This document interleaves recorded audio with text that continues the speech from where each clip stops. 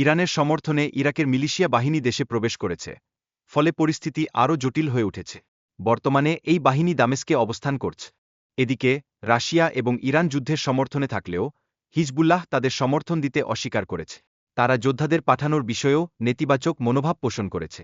President Masoud Pezeshkian জানিয়েছেন, তারা অঞ্চলে শান্তি প্রতিষ্ঠার জন্য সর্বাত্মক চেষ্টা করবে।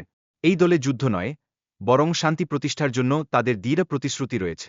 এখন বিপর্যয়ের ফলে সিরিয়ার প্রতিবেশী দেশগুলোতে অস্থিতিশীলতা বৃদ্ধি পাচ্ছে, যা আন্তর্জাতিক সম্পর্কের উপর ক্ষতিকর প্রভাব ফেলছে। তুরস্ক দাবি করেছে, সিরিয়ার জনগণের দাবি পূরণ না হলে অস্থিরতা নিরসন করা সম্ভব নয়। এটি পরিস্থিতির উন্নতির জন্য একটি গুরুত্বপূর্ণ স্বর। ইরান এবং রাশিয়া আসাদের সমর্থনে কাজ করছে, কিন্তু মধ্যপ্রাচ্যের অন্যান্য দেশ আসাদ সরকারের স্থায়িত্ব কামনা করছে। সুতরাং এই পরিস্থিতি আরও জটিল হয়ে উঠছে।